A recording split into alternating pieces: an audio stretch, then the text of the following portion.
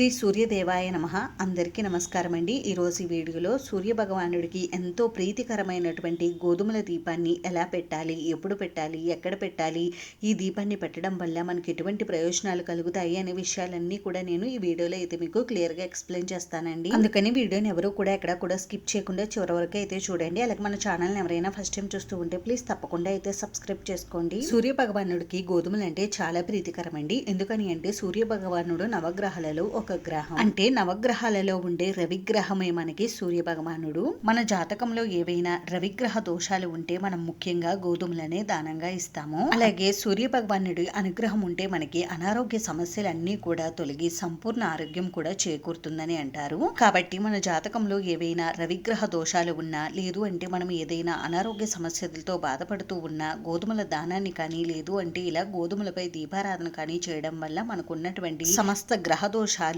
ఇంకా అనారోగ్య సమస్యలు అన్ని కూడా తగ్గుముఖం పడతాయి. ఇంతటి శక్తివంతమైనటువంటి ఈ గోధుమల దీపారాధన మనం ఇంట్లో ఎక్కడ నిర్వహించుకోవాలి అని అంటే సూర్యకిరణాలు పడే చోట, అంటే ఆరు బయట మనం ఈ దీపారాధన అయితే చేయాలండి. అపార్ట్మెంట్ లో ఉన్నవారు మీరు బాల్కనీలో చేసుకోవచ్చండి, లేదు అంటే తులసికోట దగ్గర కానీ, మేడపైన కానీ ఎక్కడైనా సరే మీరు ఈ దీపారాధన అయితే నిర్వహించుకోవచ్చు. ఈ దీపారాధన ఎక్కడైతే చేయాలనుకుంటారో అక్కడ ముందుగా శుభ్రం చేసుకుని పసుపుతో అలికి బియ్య పిండితో ముగ్గు పెట్టుకుని ఆ ముగ్గులోకి కొద్దిగా పసుపు కుంకుమలు ఉంచి ఆ తర్వాత మనం ఈ దీపారాధన అయితే చేసుకోవాలండి. ఈ దీపారాధన చేసుకోవడం కోసం ఒక రాగిది కానీ, ఇత్తడిది కానీ, వెండిది కానీ ప్లేట్ తీసుకోవాలి.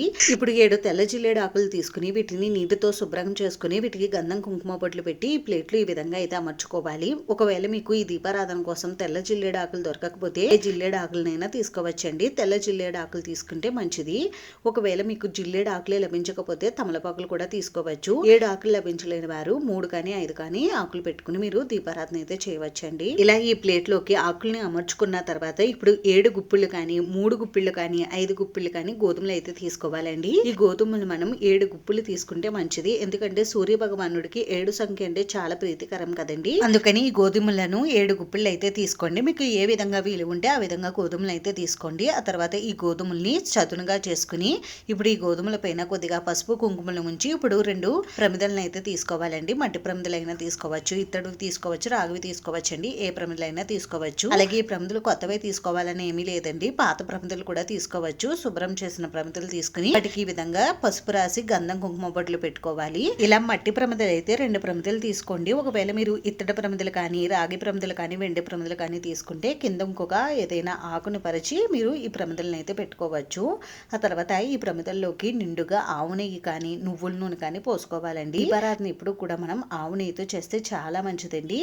ఆవు నెయ్యి లభించనప్పుడు మనం నువ్వుల నూనెతో అయితే చేసుకోవాలి. ఆ తర్వాత ఈ ప్రమిదల్లోకి 7 ఒత్తుల్ని ఒక ఒత్తులా చేసి మనం వేసుకోవాలండి. అయితే మనం ఇక్కడ 7 ఒత్తుల్ని ఒక ఒత్తులా చేసైనా వేసుకోవచ్చు, లేదు అంటే 2 ఒత్తుల్ని ఒక ఒత్తులా చేసుకుని ఇలా 7 ఒత్తులనైనా వేసుకోవచ్చండి. మీకు ఎలా వీలు ఉంటే ఆ విధంగా మీరు ఒత్తులు అయితే వేసుకోండి. నేనైతే ఇక్కడ ఎరుపు రంగు ఒత్తులను తీసుకున్నానండి. స్వామివారికి ఎరుపు రంగు అంటే చాలా ప్రీతికరం కదా, అందుకని ఎరుపు రంగు ఒత్తులను అయితే తీసుకున్నాను. ఇప్పుడు ఈ దీపాన్ని ఎరుపు రంగు పుష్పాలతో అందంగా అలంకరించుకోండి. ఎరుపు రంగు పుష్పాలు లేకపోతే మీ దగ్గర ఏ పుష్పాలు ఉంటే వాటితోనే దీపాన్ని అందంగా అలంకరించుకోండి. మనం ఈ దీపారాధన చేయాలంటే ముందుగా గణపతికి పూజ నిర్వహించుకోవాలండి. గణపతికి పూజ నిర్వహించుకోవడానికి ముందుగా మనం నిత్య దీపారాధన అయితే చేసుకోవాలి. నిత్య దీపారాధన చేసుకుని దీపం దగ్గర 2 అక్షంతల పుష్పాలను సమర్పించి దీపానికి నమస్కారం చేసుకుని ఆ తర్వాత గణపతికి పూజ చేసుకుని ఆ తర్వాత మాత్రమే మనం ఈ గోధుమల దీపాన్ని అయితే వెలిగించుకోవాలండి. నేను ప్రతి వీడియోలో కూడా గణపతి పూజ చూపిస్తాను కాబట్టి అందుకని నేను ఈ వీడియోలో గణపతి పూజ మీకు చూపించడం లేదండి. గణపతి పూజ పూర్తయిన తర్వాత మనం ఈ దీపాన్ని ఏకహారతితో కానీ, అగరబత్తులతో కానీ వెలిగించుకోవాలి. దీపాన్ని వెలిగించిన తర్వాత ఈ దీపాన్ని మనం లక్ష్మీదేవి స్వరూపంగా భావిస్తాం కాబట్టి ఈ దీపానికి కొద్దిగా పసుపు, కుంకుమ, గంధం, అక్షింతలు, పువ్వులు సమర్పించి నమస్కారం చేసుకోవాలి. ఈ విధంగా మనం ఈ గోధుమల దీపారాధన అయితే చేయాలండి. గోధుమల దీపారాధన చేసిన తర్వాత సూర్య భగవానుడికి పూజ అయితే నిర్వహించుకోవాలి. ఈ గోధుమల దీపారాధన ఎప్పుడు చేయాలి అని అంటే ముఖ్యంగా రథసప్తమి రోజున ఈ గోధుమల దీపారాధన చేస్తే చాలా మంచిదండి.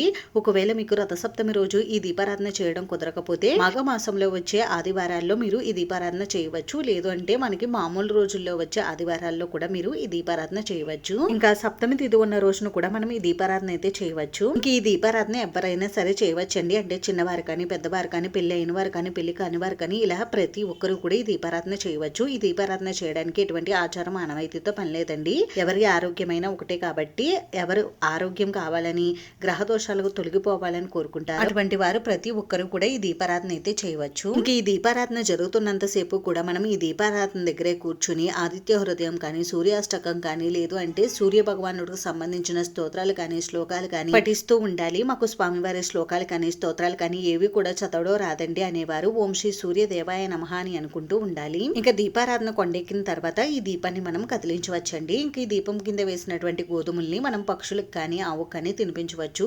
అలాగే ఈ దీపారాధన కోసం ఉపయోగించినటువంటి జిల్లేడు ఆకుల్ని మనం పారే వాటర్లో కానీ, ఎవరో తొక్కని చోట చెట్టు మొదట్లో కానీ వేసేయవచ్చు. ఇంక ఈ ప్రమిదలను మనం శుభ్రం చేసుకుని మళ్ళీ నెక్స్ట్ పూజలకు అయితే వాడుకోవచ్చు. ఈ గోధుమ దీపారాధన చేయడం వల్ల మన ఇంట్లో ఉన్నటువంటి సమస్యలన్నీ కూడా, అంటే ఆర్థిక సమస్యలు కానీ, ఆరోగ్య సమస్యలు కానీ, ఇంకా గ్రహ దోషాలు, బాధలు, అన్ని సమస్యలు కూడా క్లియర్ అవుతాయి. అంతేనండి, చూసారు కదా. ఈ వీడియోలో మీకు ఇంకా ఎక్కడైనా డౌట్స్ ఉంటే నాకు కామెంట్ చేయండి, రిప్లై అయితే తప్పకుండా ఇస్తాను. ఈ వీడియో మీకు నచ్చితే ప్లీజ్ లైక్ చేసి, షేర్ చేసి, సబ్స్క్రైబ్ చేసుకోండి. వీడియోని చివరి వరకు చూసినందుకు చాలా థ్యాంక్స్ అండి.